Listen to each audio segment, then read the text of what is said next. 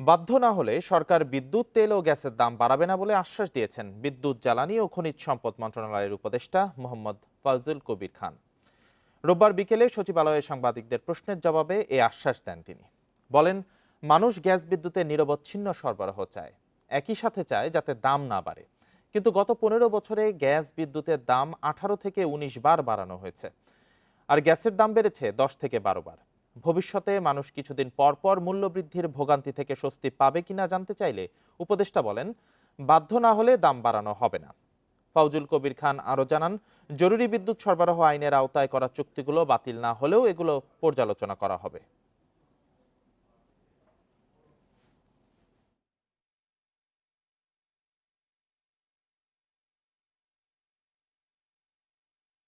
ঘন ঘন মূল্য বৃদ্ধি, এই যে বিদ্যুতের মূল্য বৃদ্ধি, এবং ওই যে সরকার যে একটা ক্ষমতা নিচ্ছে যে বিআরসি লাগবে না, সরকার ইচ্ছে করলে নিজেরাও করতে পারবে, যেহেতু মানুষের প্রত্যাশা, জনপ্রত্যাশা, যে এইটার অধীনে এই ধারা ব্যবহার করে আপাতত কোনো ইয়ে হবে না।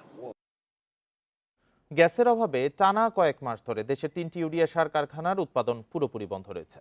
এর মধ্যে একটি কারখানায় গত জানুয়ারি থেকে ও বাকি দুটিতে মার্চ থেকে উৎপাদন বন্ধ রয়েছে। প্রায় 9 মাস ধরে বন্ধ চট্টগ্রামের ইউরিয়া ফার্টিলাইজার কারখানা। এতে ব্যাহত হচ্ছে ইউরিয়া ও অ্যামোনিয়া সারের উৎপাদন। কর্তৃপক্ষ বলছে, গত 1 বছর ধরে নানা কারণে পর্যাপ্ত গ্যাসের চাপ না থাকায় বন্ধ রয়েছে কারখানাটি। 2023 সালের ফেব্রুয়ারিতে গ্যাস সংকটের কারণে ব্রাহ্মণবাড়িয়ার আশুলিয়াগঞ্জ সার কারখানার উৎপাদনও বন্ধ হয়ে যায়। এতে প্রতিদিন 1200 টন ইউরিয়া সার উৎপাদন ব্যাহত হচ্ছে। একই কারণে 7 মাস ধরে বন্ধ জামালপুরের যমুনা সার কারখানার উৎপাদন। এতে কৃষিকাজে চাহিদা অনুসারে ইউরিয়া সার সরবরাহ নিয়ে এক ধরনের অনিশ্চয়তা তৈরি হয়েছে।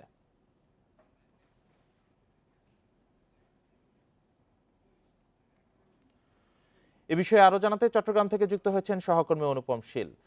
অনুপম, চট্টগ্রামে গ্যাসের সংকট কতটা রয়েছে? এই সার কারখানাগুলো বন্ধ রয়েছে, এর কি নেতিবাচক প্রভাব পড়ছে? গ্যাস সরবরাহ স্বাভাবিক হবে কবে?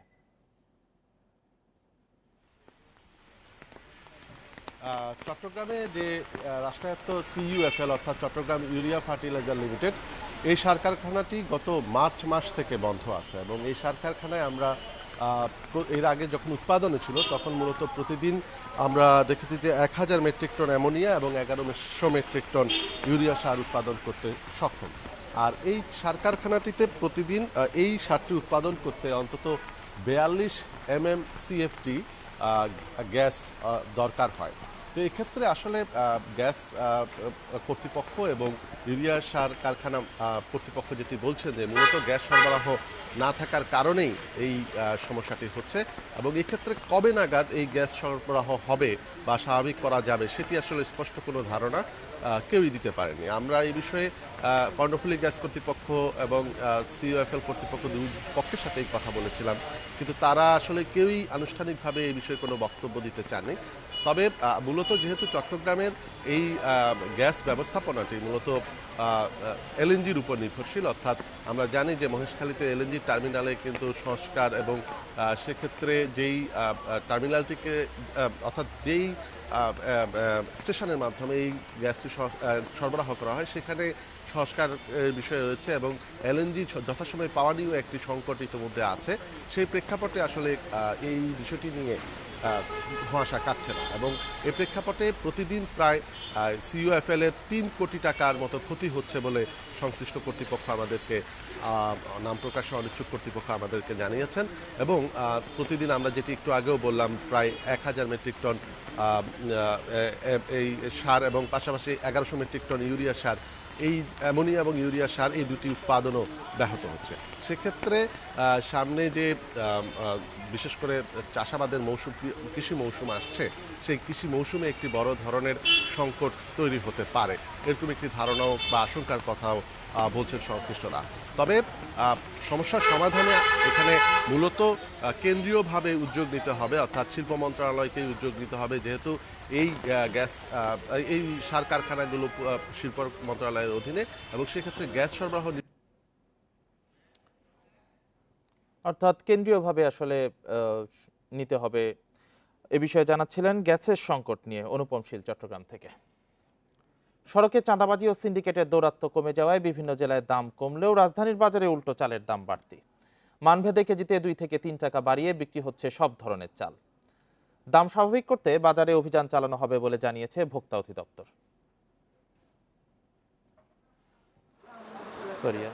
বৈষম্য বিরোধী ছাত্র আন্দোলনের সময় পরিবহন খরচের অজুহাতে সারা দেশেই বাড়ে চালের দাম। জেলা শহরে সেই দাম কিছুটা কমেছে, তবে সরবরাহ ব্যবস্থা স্বাভাবিক হলেও রাজধানীতে চালের দাম কমেনি। নওগাঁয় চিকন ও মোটা চালের দাম কেজিতে কমেছে 1 থেকে 2 টাকা। জেলার চালকল মালিকরা বলছেন, সড়কসহ বিভিন্ন স্থানে চাঁদাবাজি কমে যাওয়ায় দাম কমতির দিকে। এই চাঁদাবাজি না থাকার কারণে চাউলের কেজিতে কমপক্ষে 8 টাকা হচ্ছে হ্রাস পেয়েছে, কমেছে। বস্তায় সর্বোচ্চ 50 টাকা পর্যন্ত কমেছে।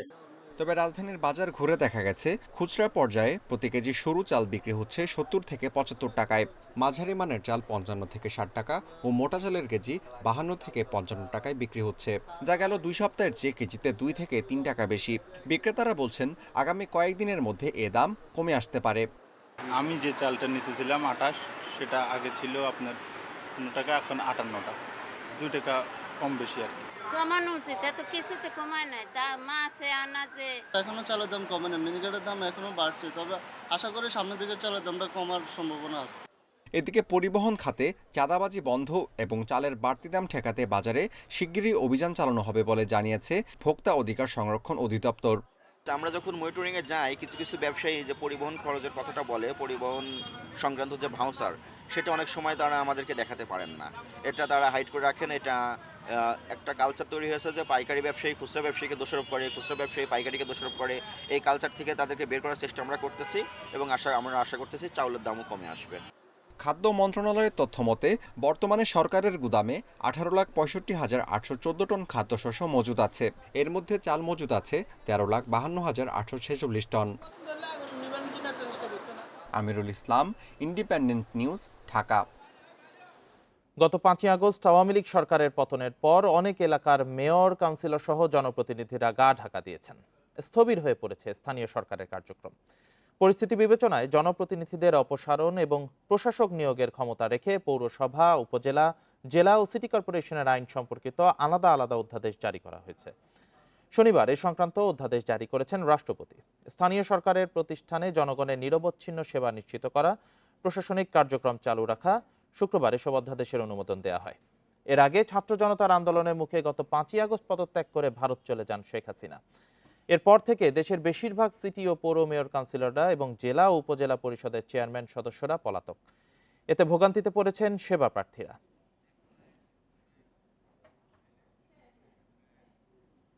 জনপ্রতিনিধি না থাকায় নাগরিক সেবা ব্যাহত। অধ্যাদেশ জারির পর দ্রুত প্রশাসক নিয়োগের মাধ্যমে সমস্যা সমাধানের আশা নগরবাসীর। এ নিয়ে আরো জানাতে গাজীপুর থেকে আছেন সহকর্মী আবুল হাসান। আবুল হাসান, স্থানীয় সরকার কার্যক্রম অনেকটা স্থবির হয়ে পড়েছে, সেক্ষেত্রে গাজীপুরে কি অবস্থা দেখছেন আপনি, এবং অধ্যাদেশ জারির পর আসলে কতটা দ্রুত এই সমস্যার সমাধান হবে বলে আপনি মনে করছেন?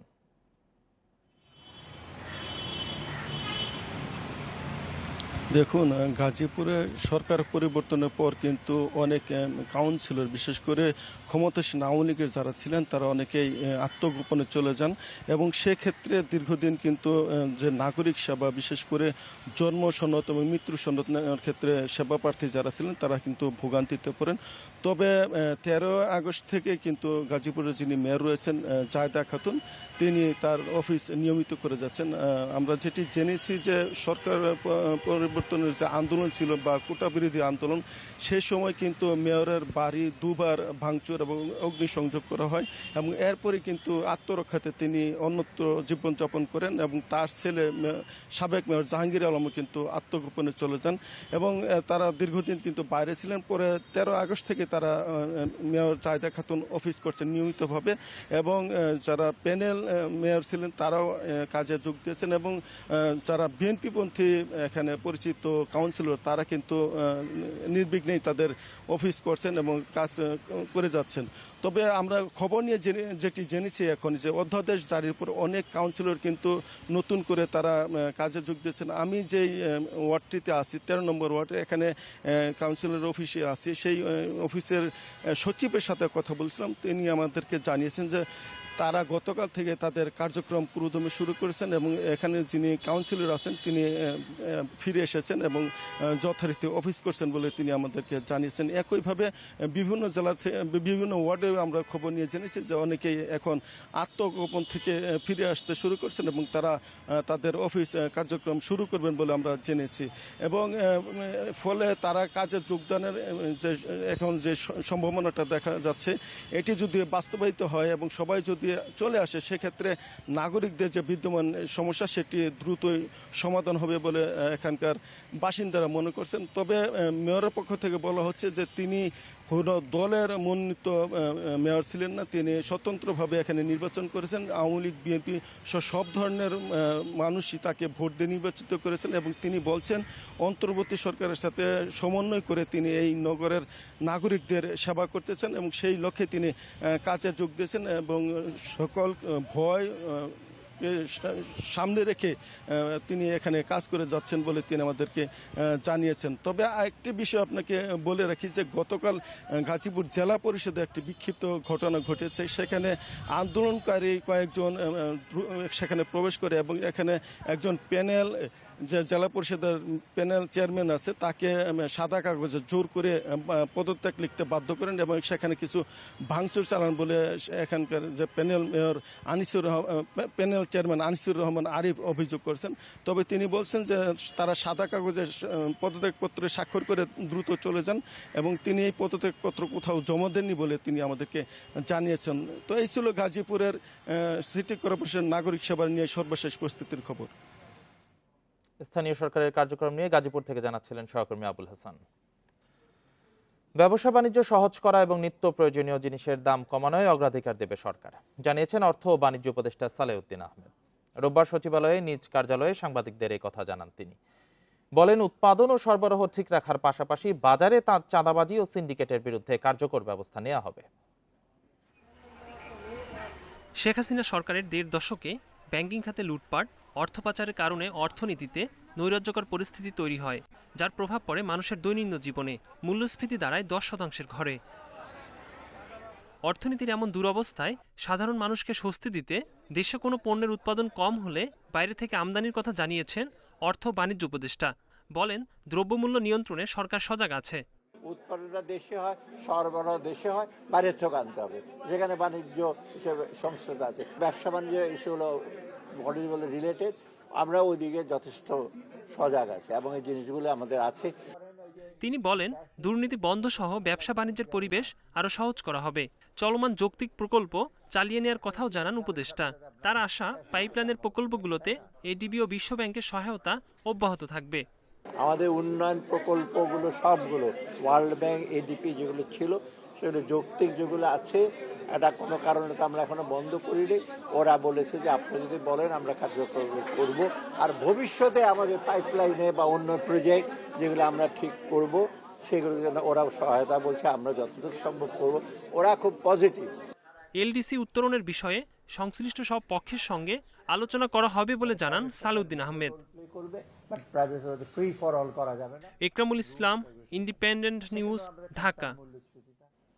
ছাত্র জনতার অভ্যুত্থানে পুলিশের 6 রাউন্ড গুলির পরও বেঁচে রয়েছেন ঠিকই, তবে স্বাভাবিক জীবনে ফিরতে পারেননি আমির হোসেন। গেল 19 জুলাই রাজধানীর রামপুরার মেরাদিয়ায় নির্মাণাধীন দালানের কার্নিশে ঝুলে থাকা অবস্থায় তাকে পুলিশের গুলি বর্ষণের ফুটেজ ছড়িয়ে পড়ে নেট দুনিয়ায়। ওঠে প্রতিবাদ ও সমালোচনার ঝড়। রেস্তোরাঁ কর্মী আমিরকে প্রতিনিয়ত তাড়া করছে সেদিনের ভয়াল স্মৃতি। জুলাইয়ের মাঝামাঝিতে বৈষম্য বিরোধী ছাত্র আন্দোলনে গোটা দেশ যখন উত্তাল, তেমন সময় সোশ্যাল মিডিয়ায় ছড়িয়ে পড়ে ভয়াবহ একটি ভিডিও। একটি নির্মাণাধীন ভবনের কার্নিশে ঝুলে জীবন বাঁচানোর মরিয়া চেষ্টা করছে এক তরুণ। তার দিকে গুলি ছুড়ছে 2 পুলিশ সদস্য। পরপর চালানো হয় কয়েক রাউন্ড গুলি। সোশ্যাল মিডিয়ায় ভাইরাল হয় 19 জুলাইয়ের সেই ফুটেজ।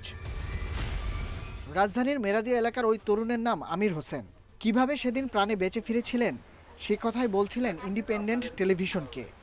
ভয়ে আর কি আমি বিল্ডিংয়ের ছাদের উপর উঠছিলাম, যে দৌড়া আমার পিছনে পিছনে আর কি পুলিশ উঠছে। উপর থেকে গুলি করতেছে আর বলতেছে জাপ দেওয়ার জন্য। আমি জাপ দিই না, কিন্তু আরেকটা পুলিশ নেছে 3 তলা যায় গুলি করতেছে আর কি, সেটি আমার পায়ে লাগে। গুলিবিদ্ধ হয়ে 3 তলায় প্রায় 3 ঘন্টা পড়েছিলেন আমির। পরে তাকে উদ্ধার করেন বেশ কয়েকজন শিক্ষার্থী। বৈষম্য বিরোধী ছাত্র আন্দোলনের সমন্বয়করাও তার খোঁজ খবর রাখছেন। হ্যাঁ, আমার সাথে আসছে, তাকে আমি টাইনা টিনা নিয়ে আসছি, আরও দুইজনকে হাতে পায়ে দইরা নিয়ে আসছি, আইসা কোনো রকম ওরে 4 জনে মিলা হসপিটালে নিয়ে যাই আর কি। তারপরে এখানে যতটুকু পারি চিকিৎসা করছি। যেহেতু আমরা গতকাল কি ওনার ব্যাপারটা জানছি, 2-3 দিনের মধ্যে আমরা ওনার পুনর্বাসন এবং আর্থিক যে সহযোগিতা করার সেটা আমরা ইনশাল্লাহ চেষ্টা করব করার জন্য। আমিরের গ্রামের বাড়ি ব্রাহ্মণবাড়িয়ায়। ঢাকায় ফুপুর বাসায় থেকে কাজ করতেন রামপুরার একটি রেস্তোরাঁয়। কিছুটা সুস্থ হলেও পুরোপুরি স্বাভাবিক জীবনে ফেরা নিয়ে শঙ্কা কাটেনি এখনো। আমাকে 6 রাউন্ড গুলি করছে আর কি। 6 রাউন্ড গুলি করার পরে যে সময় আমি জাপ দেয় জায়গায় পড়ি, সেই জায়গায় ছটফট করতেছিলাম আর কি। 3 ঘন্টা পরে চিকিৎসা করতেছি। যদি আর 10-15 মিনিট কেউ পড়াইতো আর কি, তাহলে আমাকে আর কি মৃত্যু উদ্ধার করতে হইতো আর কি। আমরা এখন চাওয়া সরকার যাতে যারা নিরপরাধের কারণে ওরা গুলি করছে ওরা শাস্তি হয়। আন্দোলনে রামপুরা, বাড্ডা ও এর আশপাশের এলাকায় গুলিতে প্রাণ হারিয়েছেন বেশ কয়েকজন। আহত অনেকেই হাসপাতালে এখনও চিকিৎসাধীন। Nahid Kamal, independent news, Dhaka. 5ই আগস্ট ছাত্র জনতার বিজয়ের দিনেও পুলিশের গুলিতে নিহত হয়েছেন অনেকে। পরিবারের একমাত্র উপার্জনকারী সদস্যকে হারিয়ে নিঃস্ব অনেকে। কেউ আবার আন্দোলনে সম্পৃক্ত থাকার কারণে গোয়েন্দা সংস্থার নির্মমতার শিকার হয়েছেন। এসব ঘটনার সুষ্ঠু বিচার দাবি করেছেন ভুক্তভোগীরা। রাজধানীর মিরপুর 12 নম্বর থেকে আইনশৃঙ্খলা বাহিনীর পরিচয়ে 5 আগস্ট ভোরে চোখ বেঁধে তুলে নিয়ে যাওয়া হয় বিউপির আইন বিভাগের 4র্থ বর্ষের ছাত্র ইফতেখার আলমকে। আন্দোলনের সম্পৃক্ততা ও সমন্বয়ক মাহিন সরকারের সঙ্গে বন্ধুত্বের কারণেই আটক করা হয় বলে জানান তিনি। আমরা তো ট্যাগ পাওয়াই যে আমরা কি যেন বলে গুম খাই, তো তোর মতো একটা ইফতেখারকে গুম করলে কার কি আসবে যাবে বল? তোকে তো আমরা গুম করে ফেলছি অলরেডি, এবং তোকে যদি আমরা বের করিও এত টুকরা করব যে তোকে যদি কেউ একটা বস্তার মধ্যে যদি ফেলেও দেই এত টুকরা করে, তো লাশ বুঝতে পারবে, কিন্তু বুঝতে পারবে না এটা তোর লাশ। দুপুর পর্যন্ত চালানো হয় নির্মম নির্যাতন। তবে শেখ হাসিনার দেশত্যাগের খবর আসার পর তা থেমে যায়। তবে ততক্ষণে ভেঙে গেছে তার পায়ের হাড়। যে জায়গায় এই নির্যাতন চালানো হয় সেটি আওয়ামী লীগ আমলের আলোচিত বন্দি শিবির আয়নাঘর বলে ধারণা ইফতেখারের। আমি চাই যে এই ধরনের আয়নাঘরে আর কাউকে না নিয়ে যাওয়া হোক, আয়নাঘর নামে কোনো কিছু না থাকুক, আইনের শাসন থাকুক। পরদিন ভোর হওয়ার ঠিক আগে চোখ বেঁধে রাজধানীর পূর্বাঞ্চল এলাকায় ফেলে আসা হয় তাকে। অন্যদিকে 5 আগস্ট যাত্রাবাড়িতে এলোপাতাড়ি গুলি ছুড়ে পুলিশ। সেখান থেকে সংকটাপন্ন অবস্থায় ঢাকা মেডিকেলে নেয়ার কিছুক্ষণ পরেই মারা যান রিটন উদ্দিন নামের এক যুবক। ওখানে ভলেন্টিয়াররা ছিল অনেকে, তখন 3 জন রক্ত দিছে। পরে আমি রক্তটা ক্রস ম্যাচিং করে আনতে প্রায় 30 থেকে 40 মিনিট সময় লেগে যায়। পরে আনার পরে ডাক্তাররা আমার ভাইকে মৃত ঘোষণা করে। তা আমার হাতে যে জাতীয় পতাকাটা ছিল, যেটা নিয়ে আমি শাহবাগের দিকে যাচ্ছি, পরে ওই জাতীয় পতাকাটা মোড়াই আমার ভাইরা আমি মানে একটা অটোরিকশা করে যাত্রাবাড়ি নিয়ে আসি। পণ্য সরবরাহকারী একটি প্রতিষ্ঠানে ছোট পদে চাকরি করতেন রিটন। তা দিয়েই চলত সংসার। স্ত্রী, 3 সন্তান ও মা বাবা থাকে নোয়াখালীর হাতিয়ায়। ঢাকায় থাকা ছোট 2 ভাই বোনের দেখাশোনা করতেন রিটন। এখন তাকে হারিয়ে অসহায় পুরো পরিবার। আমাদের পরিবারে একমাত্র আমার ভাই ছিল, যে দিনে এনে দিনে খাওয়ার মতো আমাদের পরিবারে মানে আমার ভাই যদি আজকে 100 টাকা পাঠায়, তাহলে 100 টাকা দিয়ে আমাদের পরিবারের একদিনের বাজারটা চলে। এ ধরনের সব হত্যা আর গুমের দ্রুত বিচার চান ভুক্তভোগীরা। ইকরামুল কবির, ইন্ডিপেন্ডেন্ট নিউজ, ঢাকা। বৈষম্য বিরোধী ছাত্র আন্দোলন ও ছাত্র জনতার আন্দোলনকে কেন্দ্র করে সংঘর্ষে 44 পুলিশ সদস্য নিহত হয়েছে। রোববার নিহত পুলিশ সদস্যদের একটি তালিকা প্রকাশ করেছে পুলিশ সদর দপ্তর। তালিকায় দেখা যায় গত 20 জুলাই থেকে 14 আগস্টের মধ্যে 44 জন পুলিশ সদস্য নিহত হয়েছেন। এর মধ্যে 5ই আগস্ট সর্বোচ্চ 25 জন পুলিশ সদস্য নিহত হয়। সিরাজগঞ্জের এনায়েতপুর থানার 15 পুলিশ সদস্য নিহত হয়েছে এবং 4 ও 5ই আগস্ট 2 দিনে। পদমর্যাদার হিসেবে সবচেয়ে বেশি 21 কনস্টেবল নিহত হয়েছেন। এছাড়া 11 জন উপপরিদর্শক, 8 জন সহকারী উপপরিদর্শক ও 3 পরিদর্শক ও 1 জন নায়েক নিহত হয়েছেন।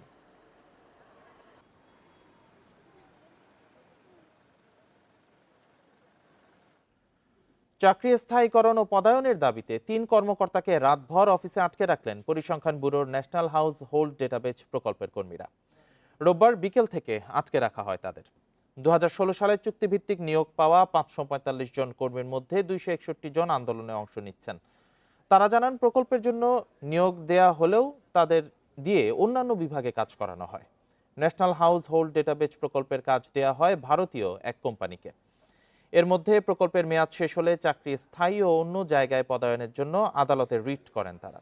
শুনানি শেষে আদালত স্থিতাবস্থা বজায় রাখার নির্দেশ দেয়। তারপরও পদায়ন না হওয়ায় 4 দিন ধরে আন্দোলন করে আসছেন তারা। রাতে কর্মকর্তাদের উদ্ধারের জন্য আসে সেনাবাহিনী। সমস্যা সমাধানে সকালে জরুরি বৈঠকের সিদ্ধান্ত হয়। 16 সাল থেকে 2022 সালে 31 ডিসেম্বর 2022 সাল পর্যন্ত এই প্রকল্পের মেয়াদ ছিল, কিন্তু আমাদের এই প্রকল্পে কোনো প্রকার কাজ করানো হয় নাই। 122 কোটি টাকা ইন্ডিয়ান জেরক্স কোম্পানিকে দেওয়া হয়ে গেছে। তাহলে স্যার ওই মানে টোটাল টাকাটা ফাউ গেছে, কোনো ক্লিয়ার ডাটা নাই। হাইকোর্টের রায় অনুযায়ী আমাদের যে স্ট্যাটাস কো আছে এইটার অনুযায়ী আমাদেরকে পদায়ন অর্ডার করতে হবে, 1 নাম্বার 2, এবং খুব দ্রুত সময়ের মধ্যে আমাদেরকে আত্মীকরণ করে নিতে হবে অথবা আমাদেরকে স্থায়ীকরণ করে নিতে হবে। দেশের সব স্কুল, কলেজ ও বিশ্ববিদ্যালয় খুলে দেয় রাজধানী সড়কে যানবাহন ও গণপরিবহন বেড়েছে। কোনো কোনো এলাকায় সৃষ্টি হচ্ছে তীব্র যানজট। এতে ভোগান্তিতে পড়েছে অফিসগামীরা। এছাড়াও বিভিন্ন দাবি নিয়ে সড়কে অবস্থান কর্মসূচি ও মিছিলের কারণেও ভোগান্তির শিকার হতে হচ্ছে সাধারণ মানুষকে। এ নিয়ে আরও জানাতে রাজধানীর 7 রাস্তা থেকে যোগ দিয়েছেন সহকর্মী নাজমুল সাইদ। নাজমুল, সড়কে গাড়ির চাপ কেমন দেখছেন, যানজট কেমন রয়েছে?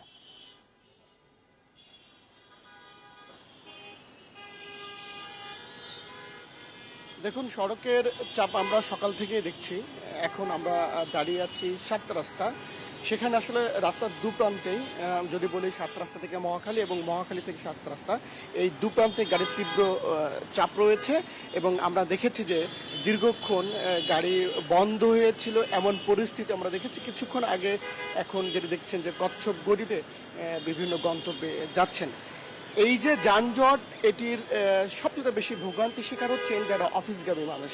আপনি জানেন যে বেসরকারি, সরকারি অফিসগুলো 9টা থেকে 10টার মধ্যে শুরু হয়। যারা যাচ্ছেন অফিসে তারা আসলে এই যানজটের কারণে দীর্ঘক্ষণ রাস্তায় দাঁড়িয়ে থাকতে হচ্ছে, যার কারণে তাদের সময় মতো অফিসে উপস্থিত হতে পারছেন না। সেই দুর্ভোগের কথা আমাদেরকে বলেছেন।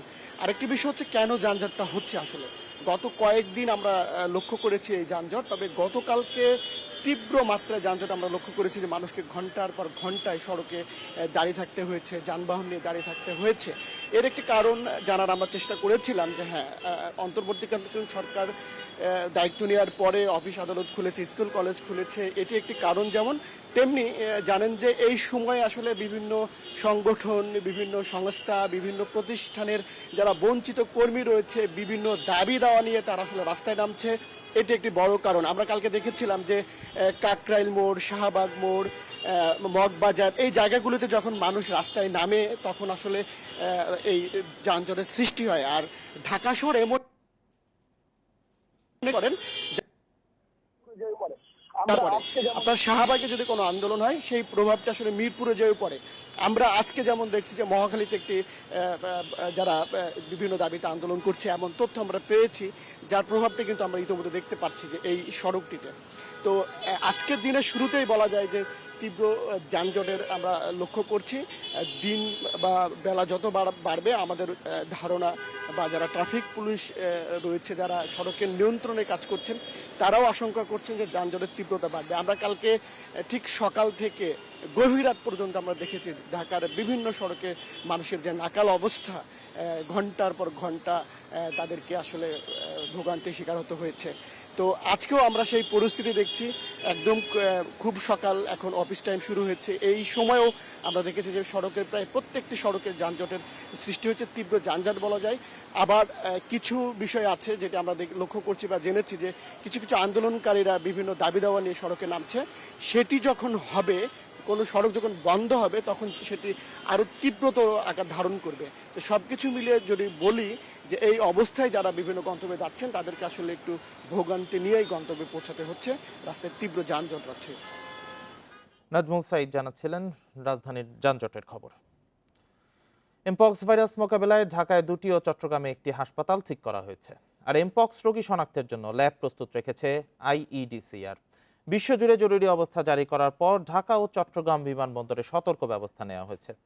তবে জনস্বাস্থ্য বিশেষজ্ঞরা বলছেন এমপক্স নিয়ে এখনই দেশের সংখ্যা নেই, তবে উদ্বেগ রয়েছে। আফ্রিকার কঙ্গোতে এমপক্স আক্রান্তের সংখ্যা সবচেয়ে বেশি, ছড়িয়েছে আশপাশের কয়েকটি দেশে, শনাক্ত হয়েছে সুইডেন ও পাকিস্তানে। এরই মধ্যে সতর্কতা জারি করেছে স্বাস্থ্য মন্ত্রণালয়। বাংলাদেশে কেউ শনাক্ত না হলেও ল্যাব প্রস্তুত রেখেছে আইডিসিআর। চিকিৎসার জন্য ঠিক করা হয়েছে ঢাকার কুর্মিটোলা ও সংক্রামক ব্যাধি হাসপাতাল এবং চট্টগ্রামের বিআইটিআইডি হাসপাতাল। এটা সুইডেনে পাওয়া গেছে, এখন পাকিস্তানে অলরেডি পাওয়া গেছে। এই হিসাবে কিন্তু ভয়াবহতার দিক থেকে যদি চিন্তা করেন বা এটার যদি আপনি কিভাবে ছড়ায় সেটার দিকটা যদি আমরা একটু চিন্তা করি, তাহলে একদম ওরকম বিপজ্জনক অবস্থানে কিন্তু সাবধানতা অবশ্যই অবলম্বন করতে হবে। জনস্বাস্থ্য বিশেষজ্ঞরা জানান, জ্বর, মাথা ব্যথা ও ত্বকে ফুসকুড়ি এমপক্সের লক্ষণ। আক্রান্ত ব্যক্তির সংস্পর্শে এমনকি নিঃশ্বাস থেকেও অন্যজন সংক্রমিত হতে পারে। আমরা ডায়াগনোসটি এইভাবে চিন্তা করতে পারি যে কেউ আক্রান্ত দেশ হতে এসেছেন বা বাইরে থেকে এসেছেন এবং তার এই লক্ষণগুলো দেখা দিচ্ছে, তাহলে আমরা এটাকে চিকেন পক্স মানে আমাদের মাঙ্কি পক্স হিসাবে ধরতে পারি। যদি আমরা এমপক্স রোগী পাই তাহলে তার পরিবারের সদস্যদের ভ্যাকসিন দিতে হবে এবং যারা স্বাস্থ্যকর্মী, যারা চিকিৎসা করবে সরাসরি, তাদেরকে ভ্যাকসিন দিতে হবে। এজন্য ইতিমধ্যেই বাংলাদেশ সরকার বিশ্ব স্বাস্থ্য সংস্থার সঙ্গে কথা বলছে এবং জরুরি জনস্বাস্থ্য পরিস্থিতি ঘোষণা করার অন্যতম উদ্দেশ্য হচ্ছে এই পারস্পরিক সহযোগিতাটা নিশ্চিত করা। 2022 সালের জুলাই মাসে এমপক্স ভাইরাস নিয়ে জরুরি অবস্থা জারি করে বিশ্ব স্বাস্থ্য সংস্থা। ওই বছর বাংলাদেশে 8 জনকে সন্দেহ করা হলেও পরীক্ষায় শনাক্ত হয়নি। Adilur Rahman, independent news, Dhaka. Mpox সংক্রমণ রোধে বেনাপোল ও দর্শনা স্থলবন্দরে সতর্কতা জারি করা হয়েছে। এই দুই স্থলবন্দরে ভারত থেকে আসা যাত্রীদের স্বাস্থ্য পরীক্ষার পরই দেশে ঢোকার অনুমতি মিলছে। তবে অন্য স্থলবন্দরে সতর্ক অবস্থা জারি না হলেও পরিস্থিতি পর্যবেক্ষণে রাখার কথা জানিয়েছে স্বাস্থ্য বিভাগ। করোনার পর এবার এমপক্সের সংক্রমণ নিয়ে জরুরি অবস্থা ঘোষণা করেছে বিশ্ব স্বাস্থ্য সংস্থা। পরিস্থিতি মোকাবেলায় সতর্কতা জারি হয়েছে দেশের বিভিন্ন স্থলবন্দরে। বেনাপোল স্থলবন্দরের ইমিগ্রেশনে কাজ করছে মেডিকেল টিম। নজরদারি রাখা হচ্ছে ভারত থেকে আসা যাত্রীদের ওপর।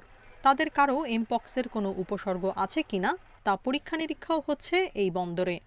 মেডিকেল টিম গঠন করেছি, যেটা অত্যন্ত সহিত আর সমস্ত যাত্রীদের পাসপোর্টধারী সমস্ত ইন্ডিয়ান যাত্রীদেরকে স্ক্রিনিং আওতা আমরা আনছি এবং কোনো সন্দেহভাজন পেলে তাদেরকে আমরা, যেমন জ্বর বা কোনো ফুসকুড়ি যদি থাকে, তাদেরকে আমরা আইসোলেশনের ব্যবস্থা করার চেষ্টা করছি।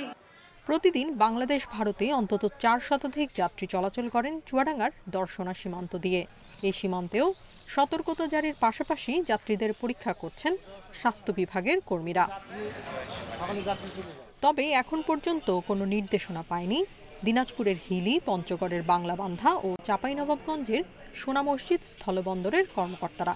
তারপরও প্রতিবেশী দেশ থেকে এমপক্স আক্রান্ত কেউ যেন ঢুকতে না পারে সেজন্য সতর্ক রয়েছেন তারা। এমপক্স সংক্রমণের মাধ্যম ও প্রতিরোধমূলক লিফলেট বিতরণ হয়েছে ব্রাহ্মণবাড়িয়ার আখাউড়া স্থলবন্দরে। এছাড়া লালমনিরহাটের বুড়িমারি, সাতক্ষীরার ভোমরা ও সিলেটের তামাবিল স্থলবন্দরে জারি হয়নি সতর্ক অবস্থা। Tania Nasrin, independent news.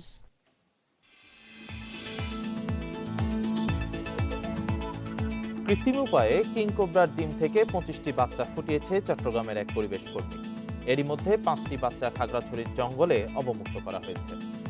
বান্দরবানের থানচির গহীন অরণ্য থেকে 25টি ডিম সহ একটি কিংকোবরা ধরা হলে স্থানীয়দের কাছ থেকে সেগুলো সংগ্রহ করে বাংলাদেশ স্নেক রেস্কিউ টিম নামে একটি সংগঠন। দেশে হুমকির মুখে থাকা কিংকোবরা অন্যান্য সাপ ও ইঁদুর খেয়ে পরিবেশের ভারসাম্য রক্ষা করে।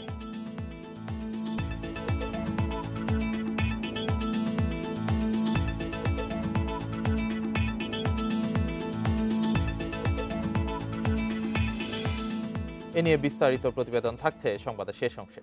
পরবর্তী খবর জানিয়ে দিচ্ছি। নির্বাচনের আগে সংস্কারকে গুরুত্ব দিচ্ছে অন্তর্বর্তী সরকার। কূটনীতিকদের প্রধান উপদেষ্টা জানান, বিচার বিভাগ, নির্বাচন কমিশন, আইন শৃঙ্খলা বাহিনী ও গণমাধ্যম সংস্কারের পরই জাতীয় নির্বাচন। রোববার দুপুরে রাজধানীতে এক ব্রিফিংয়ে ডক্টর ইউনূস মন্তব্য করেন, শেখ হাসিনার স্বৈরশাসন ধ্বংস করে দিয়েছে দেশের সব প্রতিষ্ঠান। বিদেশি কূটনীতিকদের আমন্ত্রণ জানায় পররাষ্ট্র মন্ত্রণালয়। অংশ নেন ভারত, যুক্তরাষ্ট্র, চীন সহ ৬৭ দেশের মিশন ও সংস্থার প্রধানরা। ব্রিফ করেন অন্তর্বর্তী সরকারের প্রধান উপদেষ্টা ডক্টর মোহাম্মদ ইউনূস। বলেন, গণতন্ত্র প্রতিষ্ঠায় বাংলাদেশের এত শিক্ষার্থীর আত্মত্যাগ নজিরবিহীন। Many such young people, lovely young people. I pay my deep respect and homage. এ সময় আওয়ামী লীগ সরকারের নানা অনিয়ম তুলে ধরেন তিনি। একই সঙ্গে দেশ পরিচালনায় অন্তর্বর্তী সরকারের পক্ষে সমর্থন চান। Sheikh Hasina dictatorship destroyed every institution of the country. আমি যখন দায়িত্ব নিয়েছি তখন দেশের অবস্থা করুণ। ক্ষমতায় থাকার জন্য স্বৈরাচার শেখ হাসিনা সব প্রতিষ্ঠানকে ধ্বংস করে দিয়েছে। বিচার বিভাগের অবস্থাও নাজুক। 15 বছর ধরে গণতান্ত্রিক অধিকার কেড়ে নেওয়া হয়েছে। নির্বাচনে ব্যাপক কারচুপি হয়েছে। নতুন প্রজন্ম ভোট ছাড়াই বেড়ে উঠছিল। রাজনৈতিক পৃষ্ঠপোষকতায় ব্যাংক লুট করা হয়েছে। ক্ষমতার অপব্যবহার করে কোষাগার শেষ করা হয়েছে।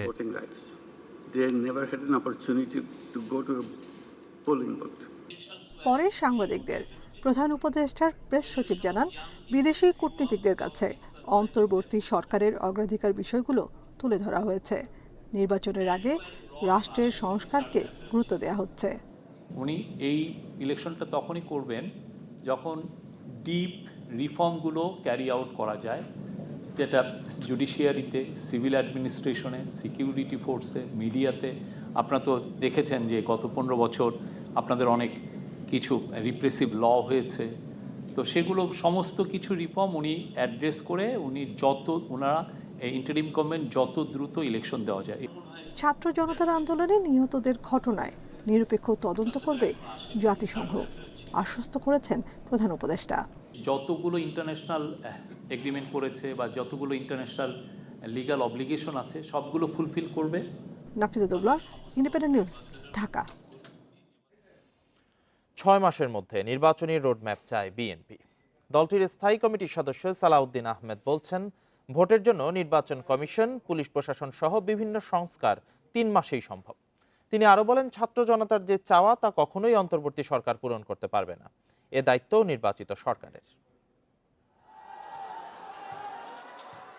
ছাত্র জনতার 23 দিনের আন্দোলনে ক্ষমতা ছাড়তে বাধ্য হয় শেখ হাসিনা সরকার। এরপর ডক্টর ইউনূসের নেতৃত্বে দেশ পরিচালনার দায়িত্ব নেয় অন্তর্বর্তী সরকার। নতুন সরকার দায়িত্ব নেয়ার পর অনেকের প্রশ্ন, কতদিন থাকবে এ সরকার? বিএনপি সহ বিভিন্ন রাজনৈতিক দল জানিয়ে দিয়েছে, যতদিন গণতন্ত্রের পক্ষে থাকবে এ সরকার ততদিন সমর্থন দেয়া হবে। আমরা তাদেরকে সেই সহযোগিতা দেব যতক্ষণ পর্যন্ত তারা গণতন্ত্রের পক্ষে থাকবে। তবে বিএনপির স্থায়ী কমিটির সদস্য সালাউদ্দিন আহমেদ বলছেন, অন্তর্বর্তী সরকারের মেয়াদ 3 মাসের জায়গায় সর্বোচ্চ 6 মাস হতে পারে। 3 মাসের ভিতরে নির্বাচনটা দিতে পারবে এটা আমিও মনে করি না, সাধারণ মানুষও মনে করে না। সেই জন্য আমরা এটাকে ডবল করতে পারি, এই স্প্যানটা, এই টাইমটা, সেটা 3 থেকে 6 মাস হতে হবে। এই 6 মাসের মধ্যে যদি অন্তর্বর্তীকালীন সরকারের মাননীয় প্রধান উপদেষ্টা যদি একটা রোড ম্যাপ দেন এটা নির্বাচনের জন্য, যত শীঘ্রই সম্ভব একটি গণতান্ত্রিকভাবে সুষ্ঠু নির্বাচনের মধ্য দিয়ে একটি রাজনৈতিক সরকার প্রতিষ্ঠিত হয়, ততই দেশের জন্য কল্যাণকর। তিনি বলেন, ছাত্র জনতার প্রত্যাশা পূরণে রাজনৈতিক দলগুলোকে আন্তরিক হতে হবে, না হলে জাতি ক্ষমা করবে না। এই সংস্কার, এই রিকমেন্ডেশনগুলো সবগুলো বাস্তবায়নের দায়িত্ব কিন্তু অন্তর্বর্তী সরকারের নয়। তারা সাজেস্ট করবে পরবর্তী রাজনৈতিক সরকার এসে, যাতে ইলেকশনের আগে আমাদের ম্যানিফেস্টোতে এই প্রতিশ্রুতিগুলো থাকে। এইবার যদি আমরা ব্যর্থ হই, এই জাতি কখনোই আমাদেরকে ক্ষমা করবে না। সুষ্ঠু ভোটের মধ্য দিয়ে বিএনপি ক্ষমতায় আসলে ছাত্রদের দাবি পূরণের আশ্বাস দেন বিএনপির এ নেতা। ভবিষ্যতের যে সরকার প্রতিষ্ঠিত হবে তারাও যেন কোনো স্বৈরাচারী আচরণ না করতে পারে। মাহমুদ শরীফ, ইন্ডিপেন্ডেন্ট নিউজ, ঢাকা। ব্যাংক খাতে টেকসই সংস্কারের জন্য একটি ব্যাংক কমিশন গঠনের সিদ্ধান্ত নিয়েছে সরকার। এই কমিশন আর্থিক খাতের সার্বিক পরিস্থিতি ও সংস্কারের রূপকল্প তৈরি করে 100 দিনের মধ্যে প্রকাশ করবে। অন্তর্বর্তীকালীন সরকারের প্রধান উপদেষ্টার কার্যালয় থেকে পাঠানো এক বিজ্ঞপ্তিতে তথ্য জানানো হয়। রোববার প্রধান উপদেষ্টা ডক্টর মোহাম্মদ ইউনূসের সঙ্গে কেন্দ্রীয় ব্যাংকের গভর্নরের সভায় এ সিদ্ধান্ত হয়। এছাড়া বৈদেশিক মুদ্রার তারল্য বাড়ানোর জন্য আন্তঃব্যাংক লেনদেনের ক্ষেত্রে বিদ্যমান ব্যান্ড 1% থেকে বাড়িয়ে 2.5% করা হয়েছে। এর আগে ব্যাংক খাতের অনিয়ম বন্ধে ও টেকসই উন্নয়নের জন্য অর্থনীতিবিদরা ব্যাংক কমিশন গঠনের দাবি জানান।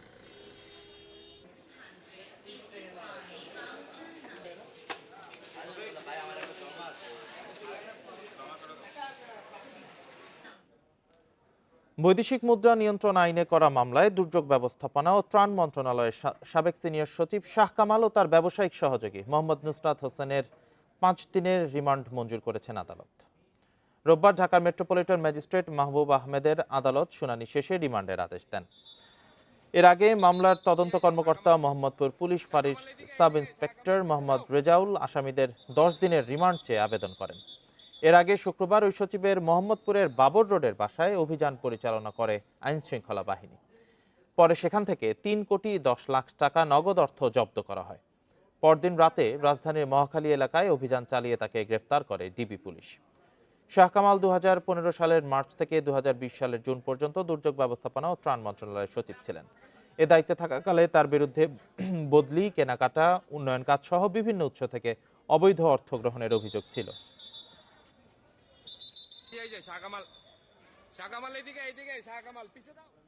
বঙ্গোপসাগরে সুস্পষ্ট লঘুচাপের কারণে আজ দুপুরের মধ্যে ঢাকা সহ 11 জেলায় 60 কিলোমিটার বেগে ঝড়ের আশঙ্কার কথা জানিয়েছে আবহাওয়া অফিস। এ সময় দেশের সব বিভাগেই ঝড় বৃষ্টির পূর্বাভাস দেওয়া হয়েছে। ভোর 5টায় আবহাওয়া অফিসের এক সতর্ক বার্তায় দেশের অভ্যন্তরীণ নদীবন্দরগুলোকে দুপুর 1টা পর্যন্ত দেয়া পূর্বাভাসে এ আশঙ্কার কথা জানানো হয়েছে। বিজ্ঞপ্তিতে বলা হয় এই সময় ঢাকা, ফরিদপুর, মাদারীপুর, খুলনা, যশোর, বরিশাল, পটুয়াখালী, নোয়াখালী, কুমিল্লা, চট্টগ্রাম এবং কক্সবাজার জেলার উপর দিয়ে দক্ষিণ অথবা দক্ষিণ পূর্ব দিক থেকে ঘন্টায় 45 থেকে 60 কিলোমিটার বেগে অস্থায়ীভাবে দমকা অথবা ঝোড়ো হাওয়া বয়ে যেতে পারে। সেই সঙ্গে বৃষ্টি অথবা বজ্রসহ বৃষ্টি হতে পারে। একই সাথে সব এলাকার নদীবন্দরগুলোকে 1 নম্বর সতর্ক সংকেত দেখাতে বলা হয়েছে। এদিকে আবহাওয়ার অপর এক বিজ্ঞপ্তিতে বলা হয়েছে বঙ্গোপসাগরে সৃষ্ট লঘুচাপটি ঘনীভূত হয়ে সুস্পষ্ট লঘুচাপে পরিণত হয়েছে। এই অবস্থায় দেশের সব বিভাগে আগামী কয়েকদিন ঝড় বৃষ্টি হতে পারে।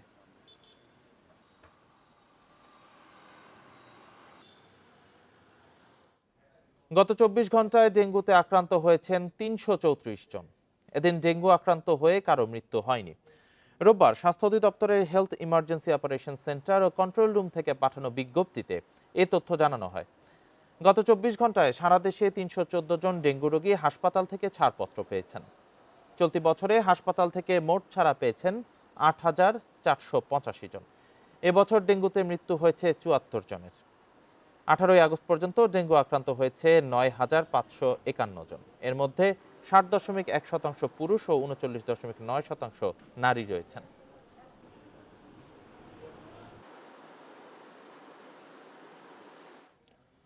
বৈষম্য বিরোধী ছাত্র আন্দোলনে আহতদের বিনামূল্যে চিকিৎসার নির্দেশনা থাকলেও বগুড়ার শহীদ জিয়া মেডিকেলে তা মিলছে না। আহতদের অভিযোগ প্রায় সব ওষুধই কিনতে হচ্ছে বাইরে থেকে। এমনকি ক্ষতস্থান ড্রেসিং করা ও ট্রলির জন্য প্রতিবার গুনতে হচ্ছে বাড়তি টাকা। তবে এসব বিষয়ে ব্যবস্থা নেওয়ার আশ্বাস দিয়েছেন হাসপাতালের উপপরিচালক। বৈষম্য বিরোধী ছাত্র আন্দোলনে আহত হয়ে বগুড়া শহীদ জিয়া মেডিকেল কলেজ হাসপাতালের বিছানায় এখনও কাতরাচ্ছেন অনেকে। যথাযথ সেবা পাচ্ছেন না বলে অভিযোগ তাদের। রোগী ও স্বজনদের অভিযোগ সম্পূর্ণ চিকিৎসার খরচ সরকার বহনের সিদ্ধান্ত নিলেও স্যালাইন, ব্যথার ওষুধ সহ বেশিরভাগই কিনতে হচ্ছে বাইরে থেকে। নার্স ও ওয়ার্ড বয়দের একাধিকবার ডেকেও পান না তারা। ট্রলির জন্য প্রতিবারই গুনতে হয় টাকা। টাকা না হলে ড্রেসিং করতে নিয়ে গেলে তারা নেয় না, আবার গাড়িও পাওয়া যায় না। টাকা দিয়েও অনেক সময় গাড়ি পাওয়া যায় না। এখনো পরীক্ষা কিছু হয়নি, আর ওষুধ দিচ্ছে, ইঞ্জেকশন একটা কিনতে দিয়েছিল, আমি বাড়িতে কিনছি সেটা। হাসপাতালের উপপরিচালকের দাবি, আহতদের চিকিৎসায় সমাজসেবা অধিদপ্তরের মাধ্যমে ওষুধের ব্যবস্থা করা হয়েছে। নার্স ও ওয়ার্ড বয়দের বিরুদ্ধে অভিযোগ পেলে ব্যবস্থা নেওয়া হবে। অনেক সময় যে স্টাফরা দেখা যাচ্ছে বিভিন্ন সময় হয়তো একটা কাজ করে বিভিন্ন টাকার কথা এরকম অভিযোগ আমাদের কানে আসে।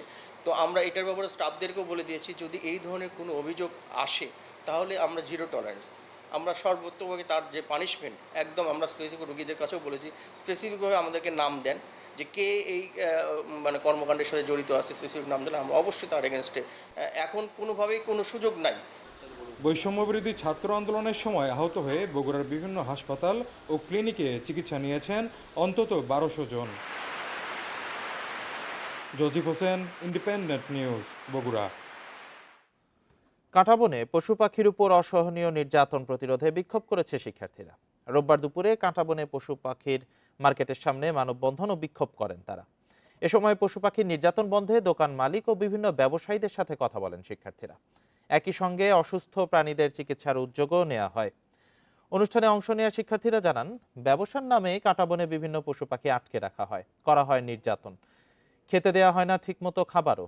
তারা আরও বলেন, এসব পশু পাখি খাঁচায় বন্দি থাকার কথা নয়, কিন্তু কিছু অসাধু ব্যবসায়ীর কারণে পশু পাখিদের বন্দি জীবন কাটাতে হচ্ছে।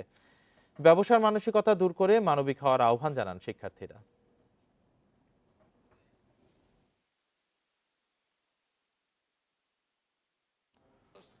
দেশে দ্বিতীয়বারের মতো কৃত্রিম উপায়ে কিংকোবরার 25টি ডিম থেকে বাচ্চা ফুটিয়েছে চট্টগ্রামের এক পরিবেশ কর্মী। এরই মধ্যে 5টি বাচ্চা খাগড়াছড়ির গহীন জঙ্গলে অবমুক্ত করা হয়েছে। কিংকোবরা বিষধর সাপ হলেও নানাভাবে পরিবেশের ভারসাম্য রক্ষা করে বলে জানিয়েছেন বিশেষজ্ঞরা।